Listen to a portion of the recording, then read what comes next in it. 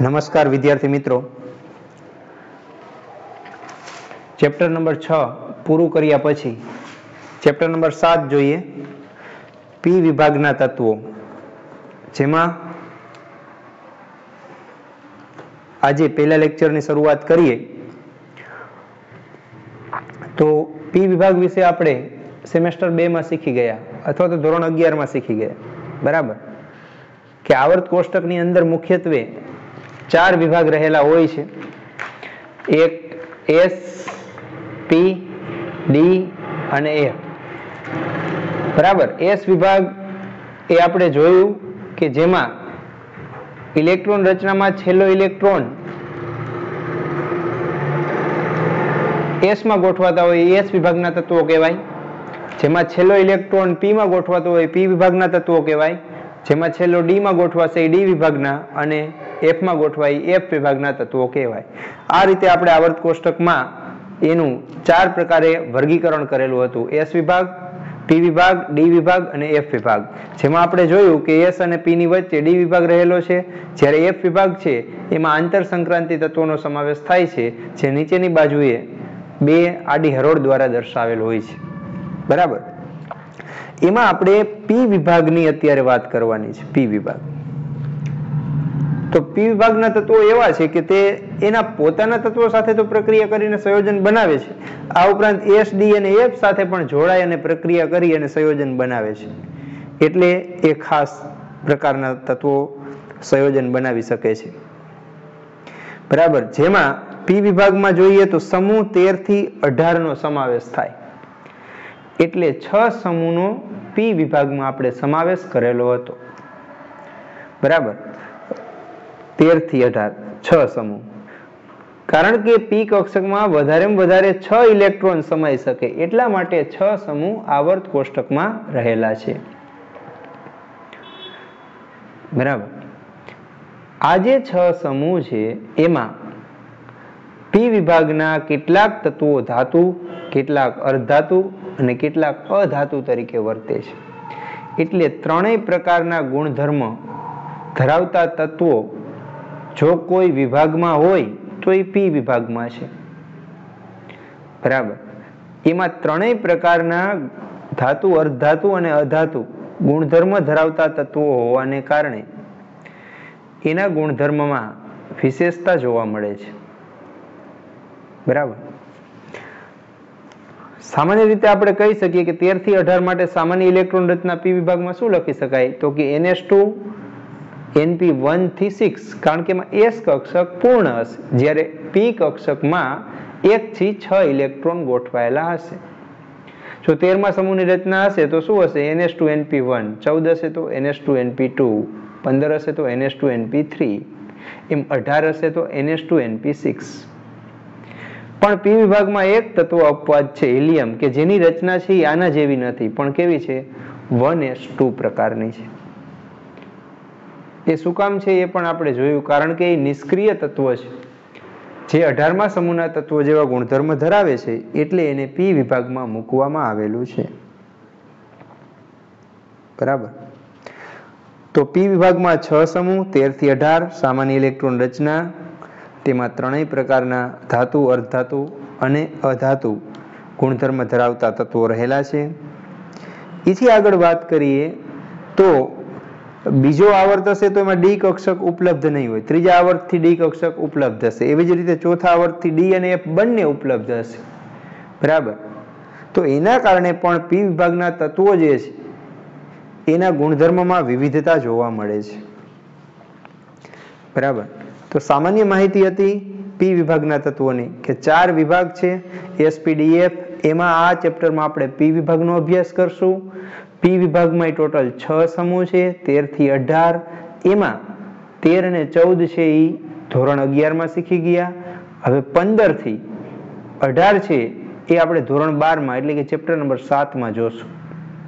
તો સૌ પ્રથમ શરૂઆત કરીએ સમૂહ નંબર 15. બરાબર. તો સમૂહ 15 ના તત્વોમાં nitrogen, phosphorus, arsenic, antimony, bismuth અને મોસ્કોવિયમ આ 6 તત્વોનો સમાવેશ થાય છે. હવે કેવી રીતે યાદ રાખવા એ આપણે જોયું કે નેપાળ, પાકિસ્તાન, ઓસ્ટ્રેલિયા સબ ભિખારી.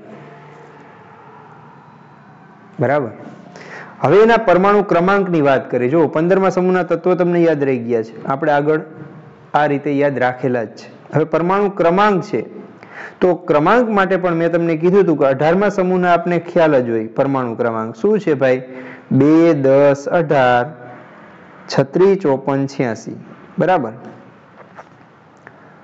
અને છેલ્લું 118 માની લ્યો. આ નિષ્ક્રિય વાયુના પરમાણુ ક્રમાંક છે.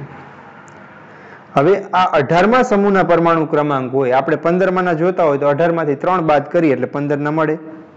બરાબર. પહેલા આવર્તમાં તો હિલિયમ એક જ છે, પછી બીજામાં 10, તેમાંથી 3 બાદ કરો 7, 18માંથી 3 બાદ કરો 15, 36માંથી 3 બાદ કરો 33, 54માંથી 3 કરો 31, 86માંથી 83 અને 118માંથી 115.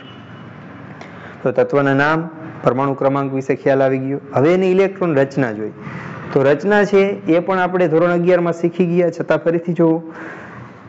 હિલિયમ કોર કમ્પ્લીટ એટલે 1s2 કમ્પ્લીટ, તો પછી શું આવે? 2s2, 2p3 એટલે 2, 2, 4 ને 3, 7. આમાં 15 ઇલેક્ટ્રોન છે. તો નિયોન કોર કમ્પ્લીટ એટલે 10 પૂરા, 3s2, 3p3 10 ને 2, 12 ને 3, 15. આર્સેનિક આર્ગોન કોર કમ્પ્લીટ, પેલા ભરાશે 4s2, પછી 3d10, પછી 4p3. મેં 3d પાછળ લખેલી છે અથવા આગળ લખેલી હોય તો એનાથી કોઈ પ્રશ્ન નથી. ભરાશે પેલા 3d પછી 4p. Okay. Antimony krypton core complete એટલે 36 પૂરા, પેલા ભરાશે 5s2, પછી 4d10, પછી 5p3. Bismuth xenon core complete, પેલા ભરાશે 6s2, પછી ભરાશે 4f14, પછી ભરાશે 5d10, પછી 6p3. પછી મોસ્કોવિયમ radon core complete, 7s2, 5f14, 6d10 અને 7p3. તો આમ જુઓ તો બાહ્યતમ કક્ષાની બધાની રચના છે એ સરખી જ આવે છે. 2s2, 2p3, 3s2, 3p3, 4s2, 4p3 વગેરે. તો સામાન્ય રચનાની શું થશે? તો કે ns2, np3 પ્રકારની સામાન્ય રચના છે એ હશે. બરાબર. તો સમૂહ 15ના તત્વોના પરમાણુ ક્રમાંક, એમના તત્વો, એમની સંજ્ઞા અને એમની ઇલેક્ટ્રોન રચના, આટલું જોયું. ત્યાર પછી આગળ જોઈએ ધાતુ અને અધાતુ ગુણધર્મ. તો સમૂહમાં જેમ આપણે નીચે જઈએ એમ ક્રમશઃ ધાતુ ગુણ છે એ વધે છે. બરાબર. વધે છે એટલે ઉપર છે એ અધાતુ હશે એટલે નાઇટ્રોજન, ફોસ્ફરસ અધાતુ તરીકે વર્તે છે. આર્સેનિક અને એન્ટીમની છે એ અર્ધધાતુ તરીકે વર્તે છે, જ્યારે બિસ્મથ અને મોસ્કોવિયમ છે એ વિશિષ્ટ ધાતુ તરીકે વર્તે છે. બરાબર. ત્યાર પછી આગળ જોઈએ પ્રાપ્તિ સ્થાન.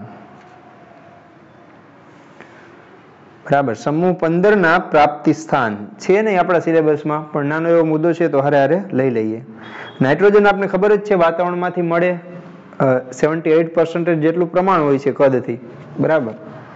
ત્યાર પછી પૃથ્વીના પેટાળમાંથી ખનિજ સ્વરૂપે સોડિયમ નાઇટ્રેટ છે NaNO3 એને ચીલી સોલ્ટ પીટર તરીકે ઓળખવામાં આવે છે. એવી જ રીતે પોટેશિયમ નાઇટ્રેટ છે એને ઇન્ડિયન સોલ્ટ પીટર તરીકે ઓળખવામાં આવે છે. ઘણીવાર પૂછાય છે પ્રશ્ન. બરાબર. આ સિવાય વનસ્પતિ અને પ્રાણીમાં પ્રોટીન સ્વરૂપે નાઇટ્રોજન છે એ રહેલો હોય છે. તો આ બધા એના સ્ત્રોત છે. ત્યાર પછી ફોસ્ફરસ. ફોસ્ફરસ છે એ એપેટાઇટ ખનિજ સ્વરૂપે મળે છે. જો એપેટાઇટનું સૂત્ર શું છે? Calcium phosphate into calcium fluoride, chloride અથવા હાઇડ્રોક્સાઇડ જે હોય એક્સ તરીકે FCl અથવા OH હોય. બરાબર. આ સૂત્રને તમે કેવી રીતે યાદ રાખશો? કેલ્શિયમ ફોસ્ફેટનું સૂત્ર લખો તો તમે શું લખશો? 3 આને ગુણશે, સંયોજકતા 3 હશે, આને ગુણશે, આની સંયોજકતા 2 હશે, આને ગુણશે, એટલે Ca3PO4 ટ્વાઇસ. આવું આપણે યાદ રાખીએ છીએ. એને હું 3 વડે ગુણી નાખું એટલે શું થાય? આ 9 થઈ જાય અને આ 6 થઈ જાય. બરાબર. Into CaX2. જો F હોય તો CF2 કેલ્શિયમ ફ્લોરાઇડ. તો એને ફ્લોર એપેટાઇટ કહેવાય, Cl હોય તો ક્લોર એપેટાઇટ કહેવાય અને X ની જગ્યાએ OH હોય તો હાઇડ્રોક્સી એપેટાઇટ ખનિજ તરીકે ઓળખવામાં આવે છે. આ ઉપરાંત પ્રાણીજ અને વનસ્પતિ પદાર્થોના આવશ્યક ઘટક તરીકે પણ ફોસ્ફરસ છે એ અગત્યનો છે. ફોસ્ફોપ્રોટીન છે એ દૂધ અને ઈંડામાંથી મળી આવે છે, એ એનો સ્ત્રોત છે. આ સિવાય આર્સેનિક, એન્ટીમની અને બિસ્મથ છે એ મુખ્યત્વે એની સલ્ફાઇડ ખનિજમાંથી મળતી હોય છે, પૃથ્વીના પેટાળમાંથી. અને મોસ્કોવિયમ છે એ તો રેડિયો સક્રિય છે, અર્ધાયુષ્ય ખૂબ જ ઓછો છે, એના કારણે એનું હજુ સુધી એનું પ્રાપ્યતા છે એ કુદરતી રીતે મળે છે અથવા ક્યાંથી મળે છે એ શોધી શકાયું નથી. બરાબર, એટલે અત્યારે આપણે એની વાત નહીં કરીએ. મોસ્કોવિયમ છે એ સંશ્લેષિત રેડિયો સક્રિય તત્વ છે, કુદરતી રીતે એ મેળવી શકાતું નથી. બરાબર, કારણ કે એનો અર્ધાયુષ્ય સમય છે એ ખૂબ જ ઓછો હોય છે, જેનું પરમાણુય દળ 289 U જેટલું હોય છે. બરાબર, સમજાઈ ગયું? તો આ પ્રાપ્તિ સ્થાનની વાત થઈ, ઇલેક્ટ્રોન રચનાની વાત થઈ, પરમાણુ ક્રમાંક અને તત્વની સંજ્ઞાની વાત થઈ. ત્યાર પછી આપણે જોઈએ હવે એના ગુણધર્મની વાત કરવાની છે. તો આ સમૂહના કેટલાક પરમાણુય, ભૌતિક અને રાસાયણિક ગુણધર્મના વલણોની આપણે ક્રમશઃ ચર્ચા કરતા જશું કે એના વલણોમાં કેવા કેવા ફેરફાર થતા હોય છે. એમાં પેલું છે ઇલેક્ટ્રોન રચના. હવે આપણે બધાની ઇલેક્ટ્રોન રચના જોઈ તો ઇલેક્ટ્રોન રચનામાં શું ફેરફાર થાય છે અથવા શું વિશેષતા એમાં છે એની આપણે ચર્ચા કરવાની. તો સામાન્ય રીતે આપણે જોયું કે સામાન્ય ઇલેક્ટ્રોન રચના છે એ NH2NP3 પ્રકારની છે. એટલે એમાં તમે જોઈ શકો કે S કક્ષક એ તો પૂર્ણ જ છે, જ્યારે P છે એ અર્ધપૂર્ણ છે. અને આપણે ખ્યાલ છે કે અર્ધપૂર્ણ રચના હોય કે પૂર્ણ રચના હોય એની સ્થાયીતા છે એ વિશેષ હોય છે. એટલે આ પ્રકારની ઇલેક્ટ્રોન રચના છે એ વધુ સ્થાયી જોવા મળે છે. બરાબર, હાલો ત્યાર પછીનો મુદ્દો જોઈએ પરમાણવીય અને આયનીય ત્રિજ્યા, આયનીકરણ એન્થાલ્પી અને વિદ્યુત ઋણતા. આ ત્રણેય મુદ્દાની સાથે જ ચર્ચા કરતા જઈએ. બરાબર, તો સમૂહમાં તમે જેમ જેમ ઉપરથી નીચે તરફ જશો એમ શું થાય છે તો કે આપણે જોયું કે જેમ ઉપરથી નીચે જશો એમ શું થશે, મુખ્ય ક્વોન્ટમાંક n નું મૂલ્ય વધતું જશે. વધતું જાય એટલે કક્ષા વધતી જાય. કક્ષા વધતી જાય એટલે શું થાય, કેન્દ્રથી બાહ્યતમ કક્ષાના ઇલેક્ટ્રોનનું અંતર વધતું જાય. અંતર વધે એટલે શું થાય તો કે કદ વધતું જાય. તો આપણે એમ કહી શકીએ કે જેમ તમે ઉપરથી નીચે તરફ જાઓ એમ પરમાણુ આયનીય ત્રિજ્યા ક્રમશઃ વધે છે. બરાબર, જેમાં નાઇટ્રોજન થી ફોસ્ફરસ સુધી વધારો છે એ વધારે થશે. જ્યારે ફોસ્ફરસ થી આગળ એટલે આર્સેનિક થી બિસ્મથ સુધી જશો તો ત્રિજ્યામાં ખાસ વધારો નથી થતો. વધારો તો થાય જ છે પણ ઓછો વધારો જોવા મળે છે. એનું કારણ છે ડી અને એફ કક્ષક એમાં રહેલી હોય છે, એના કારણે એની ત્રિજ્યામાં ખાસ વધારો જોવા મળતો નથી. વધારો તો થાય જ છે પણ પી સુધી વધારે વધારો થશે, જ્યારે આર્સેનિક થી બિસ્મથ સુધી વધારો છે એ ઓછો જોવા મળે છે. જેનું કારણ છે એની અંદર ડી અને એફ કક્ષક પૂર્ણ ભરાયેલી હોય છે. સમજાઈ ગયું ત્રિજ્યામાં? તો હવે એવું જ આયનીકરણ એન્થાલ્પીનું છે. આપણે ખ્યાલ જ છે કે જેમ ત્રિજ્યા વધે અથવા તો જેમ કેન્દ્રથી બાહ્યતમ કક્ષાના ઇલેક્ટ્રોનનું અંતર વધે એમ આકર્ષણ ઘટશે. આકર્ષણ ઘટે એટલે શું થાય, એને દૂર કરવા ઓછી ઉર્જાની જરૂર પડે. તો એ જ આયનીકરણ એન્થાલ્પી થઈ. એટલે સમૂહમાં જેમ ઉપરથી નીચે તરફ જઈએ તેમ ઇલેક્ટ્રોનને દૂર કરવા ઓછી ઉર્જાની જરૂર પડે છે, એટલા માટે એની આયનીકરણ એન્થાલ્પી ઘટે છે. બરાબર, તો ક્રમશઃ ઉપરથી નીચે તરફ જતા આયનીકરણ એન્થાલ્પી ઘટે છે. જેમાં પ્રથમ ઇલેક્ટ્રોન દૂર કરી ત્યારે એની આયનીકરણ એન્થાલ્પીને પ્રથમ આયનીકરણ એન્થાલ્પી કહેવાય, જેને ડેલ્ટા IH1 વડે દર્શાવાય. બીજો દૂર કરી તો દ્વિતીય આયનીકરણ એન્થાલ્પી, ત્રીજો દૂર કરી તો તૃતીય આયનીકરણ એન્થાલ્પી. હંમેશા આપણે જોયું જ છે કે પ્રથમ ઇલેક્ટ્રોન દૂર કરો, તમે એક ઇલેક્ટ્રોન દૂર કરો પછી શું થાય, એના કદમાં સંકોચન થાય છે આકર્ષણ વધવાને કારણે. હવે આકર્ષણ વધે એટલે બીજો ઇલેક્ટ્રોન દૂર કરવામાં મુશ્કેલી પડે અથવા વધારે ઉર્જાની જરૂર પડે, એટલે દ્વિતીય આયનીકરણ શક્તિ વધારે હોય. વળી બીજો દૂર થાય તો પાછું આકર્ષણ વધે છે, એના કારણે તૃતીય દૂર કરવામાં એના કરતાં પણ વધુ ઉર્જાની જરૂર પડે. એટલે પ્રથમ કરતા દ્વિતીય અને દ્વિતીય કરતા તૃતીય આયનીકરણ એન્થાલ્પીના મૂલ્ય ક્રમશઃ 15મા સમૂહમાં વધારે જોવા મળે છે. આ ઉપરાંત આપણે એની સરખામણી કરી 14 અને 16 સાથે જુઓ. બરાબર, તો આવર્તમાં તમે ડાબી બાજુ જમણી બાજુ જાઓ એટલે આયનીકરણ એન્થાલ્પી વધે છે, એટલે 14મા સમૂહ કરતા 15મા સમૂહના તત્વોની આયનીકરણ એન્થાલ્પીનું મૂલ્ય વધારે હશે. એમાંય ખાસ વધારે શું કામ હશે? તો કે આ રચના છે એ વધુ સ્થાયી છે, એટલે જેટલું હોવું જોઈએ ને વધારે એના કરતા વધારે તમને જોવા મળશે. હવે સમૂહ 16 કરતા ખરેખર ઓછું હોવું જોઈએ નિયમ પ્રમાણે, પણ સમૂહ 16 કરતા 15મા સમૂહના આયનીકરણ એન્થાલ્પીના મૂલ્ય ઊંચા હશે. શું કામ? તો કે આની બાહ્યતમ કક્ષાની સામાન્ય રીતના NH2NP3 છે, આની NH2NP4 છે. બરાબર, એટલે આમાં અર્ધપૂર્ણ રચના છે એટલે સ્થાયી રચના છે, આમાં અર્ધપૂર્ણ કરતા એક વધારે છે એટલે સ્થાયી રચના નથી. એટલે 15મા સમૂહના પ્રથમ આયનીકરણ એન્થાલ્પીના મૂલ્ય છે એ 16મા સમૂહના પ્રથમ આયનીકરણ એન્થાલ્પીના મૂલ્ય કરતા સામાન્ય રીતે ઊંચા જોવા મળતા હોય છે. 14મા સમૂહ કરતા તો વધારે જ મળે છે, પણ 16મા કરતા પણ વધારે જોવા મળશે. સમજાઈ ગયું? હવે ત્રીજી બાબત છે વિદ્યુત ઋણતા. તો વિદ્યુત ઋણતા એટલે શું? તો વિદ્યુત ઋણતા એટલે સહસંયોજક બંધના ઇલેક્ટ્રોનને પોતાની તરફ આકર્ષવાની ક્ષમતા. બરાબર, હવે આકર્ષવાની ક્ષમતા વધારે ક્યારે હોય, આકર્ષણ વધારે ક્યારે હોય? તો કે કદ નાનું હોય એમ આકર્ષણ વધારે હોય. તો આપણે ખ્યાલ જ છે નીચે જાય એમ કદ વધતું જાય તો આકર્ષણ પણ ઘટતું જશે, અને આકર્ષણ ઘટતું જાય તો વિદ્યુત ઋણતા ક્રમશઃ ઘટે છે. એટલે આપણે એક જ વાક્યમાં બધું કહી શકીએ કે ઉપરથી નીચે તરફ જાઓ એમ કદ વધવાને કારણે ત્રિજ્યા વધે છે, તેથી જ આયનીકરણ એન્થાલ્પી ઘટે છે, અને તેથી જ વિદ્યુત ઋણતા પણ ઘટે છે. સમજાઈ ગયું? તો આ પરમાણ્વીય અને આયનીય ત્રિજ્યા, આયનીકરણ એન્થાલ્પી અને વિદ્યુત ઋણતાની ચર્ચા થઈ. ત્યાર પછીનો મુદ્દો છે 7.1.6 ભૌતિક ગુણધર્મ. તો આમાં કેટલાક ગુણધર્મ છે એ આપણે આગળ ચર્ચા કરી એમાં લઈ જ લીધા છે, છતાં જોતા જઈએ તો આપણે જોયું nitrogen, phosphorus, arsenic, antimony, bismuth, આનો આપણે અભ્યાસ કરી.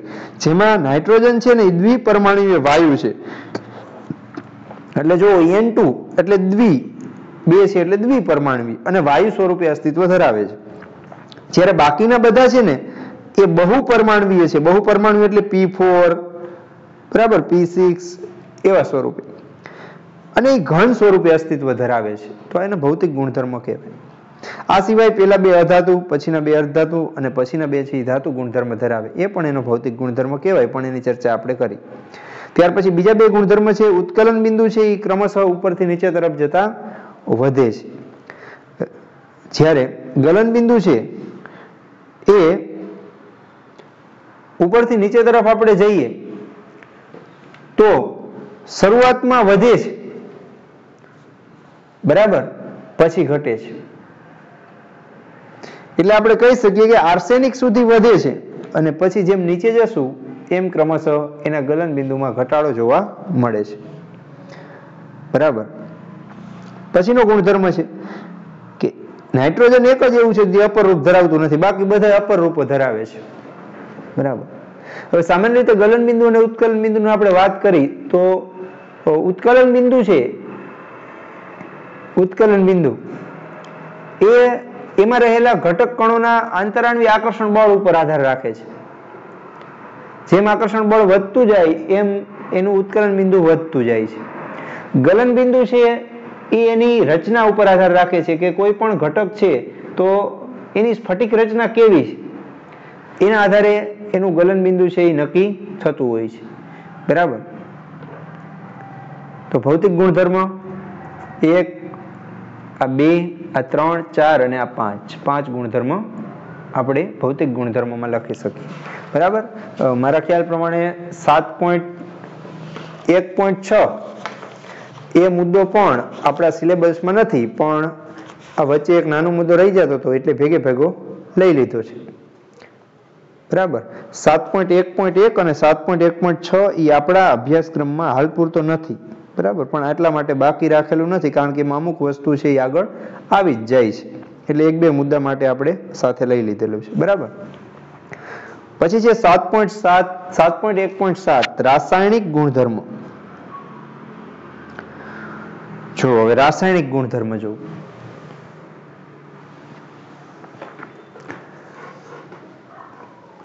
તો રાસાયણિક ગુણધર્મમાં પેલા ઓક્સિડેશન અવસ્થાની વાત કરીએ તો આ સમૂહના તત્વો છે એ સામાન્ય રીતે -3, +3 અને +5 ઓક્સિડેશન અવસ્થા ધરાવતા હોય છે. -3 +3 અને +5 ઓક્સિડેશન અવસ્થા ધરાવતા હોય છે, બરાબર? સમજાણું?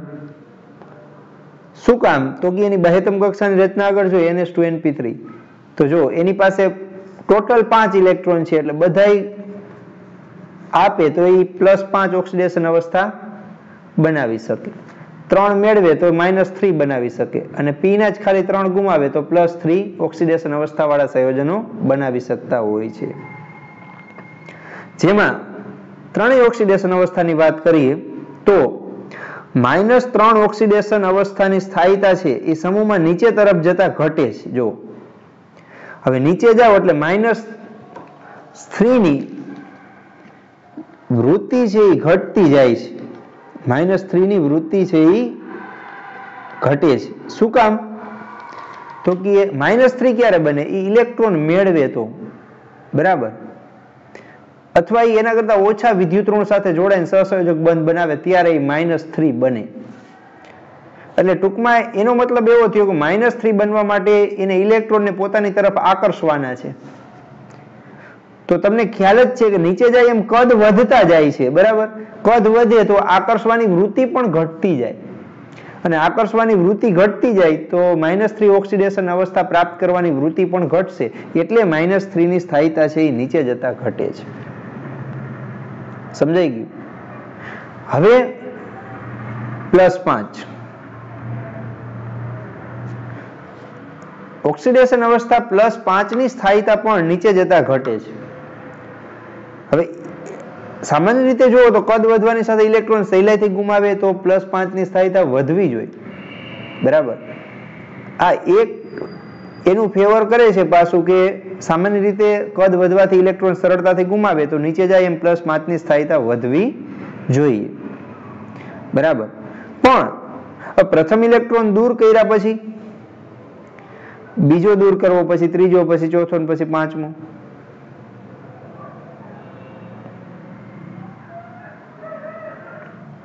બરાબર?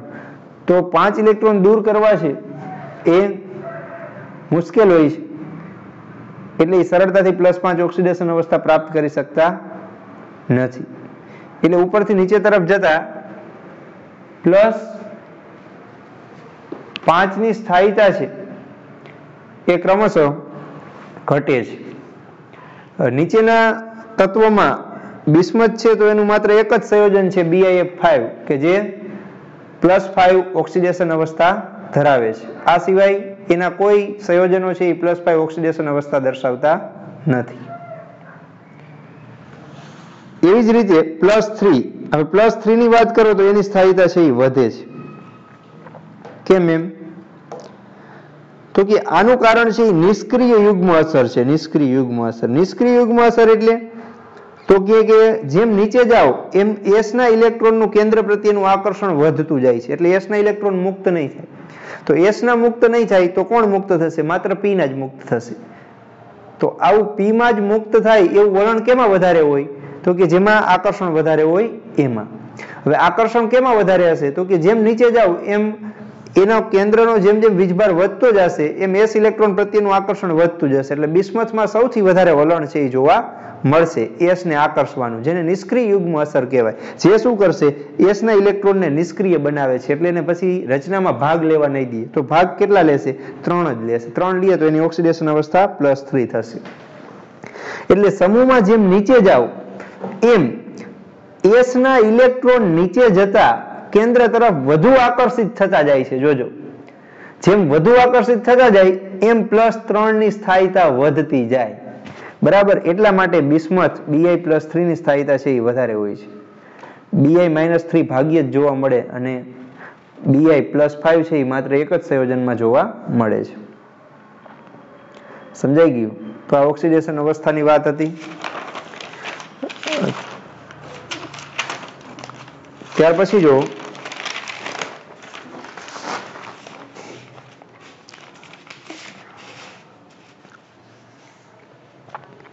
હવે નાઇટ્રોજનની વાત કરી કે નાઇટ્રોજન જ્યારે ઓક્સિજન સાથે જોડાય ત્યારે ઘણી બધી ઓક્સિડેશન અવસ્થા દર્શાવી શકે છે, +5, +1, +2 અને +4. પણ એ હેલોજન સાથે જોડાઈને ત્યારે +5 ધરાવતું સંયોજન નથી બનાવતું. શું કામ નથી બનાવતું? તો કે નાઇટ્રોજન પાસે ડી કક્ષક નથી, એટલે હેલોજનના ઇલેક્ટ્રોનને સમાવવા માટે એની પાસે જગ્યા નથી, એટલે હેલોજન સાથે જોડાય ત્યારે એ +5 વાળું સંયોજન બનાવી શકતું નથી. બરાબર. પછી ફોસ્ફરસ જોઈએ તો ફોસ્ફરસના ઓક્સો એસિડ છે. ઓક્સો એસિડ એટલે H3PO4, H3PO3 વગેરે, એ આપણે આગળ જોશું. એ ઓક્સો એસિડમાં ફોસ્ફરસ +1 અને +4 ઓક્સિડેશન અવસ્થા દર્શાવે છે. તો ફોસ્ફરસ એના ઓક્સો એસિડમાં 1 અને 4 ઓક્સિડેશન અવસ્થા દર્શાવે. નાઇટ્રોજન માટે +1 થી +4 સુધીની બધી ઓક્સિડેશન અવસ્થાઓની વૃત્તિ છે એ એસિડ દ્રાવણમાં વિષમ પ્રમાણમાં હોય છે. જોજો, +1 થી +4 સુધીની બધી ઓક્સિડેશન અવસ્થાની વૃત્તિ છે એસિડિક દ્રાવણમાં વિષમ પ્રમાણમાં હોય. વિષમ પ્રમાણમાં એટલે એકને એક તત્વનું ઓક્સિડેશન થઈને એક સંયોજન બન્યું હોય ને એક રિડક્શન થઈને બન્યું હોય. દાખલા તરીકે જો અહીંયા HNO2 છે, નાઇટ્રસ એસિડ, એમાં નાઇટ્રોજનનો ઓક્સિડેશન અંક +3 છે. બરાબર. તો એ HNO3 બનાવશે, NO બનાવશે અને H2O બનાવશે. તો આ પ્રક્રિયામાં આ +3 છે, HNO3 માં N નો ગણશો +5, NO માં ગણશો +2. તો એકવાર એનું ઓક્સિડેશન થવાથી +5 થાય છે, રિડક્શન થવાથી +2 થાય છે. એટલે એકને એક તત્વનું ઓક્સિડેશન ને રિડક્શન થયું એટલે એ વિષમ પ્રમાણમાં જોવા મળે છે, એમ કહી શકાય. બરાબર. તેવી જ રીતે ફોસ્ફરસની બધી મધ્યવર્તી ઓક્સિડેશન અવસ્થાઓ છે, બેઝિક અને એસિડિક બંનેમાં કેટલી હોય? +5 અને -3 વિષમ પ્રમાણમાં હોય છે.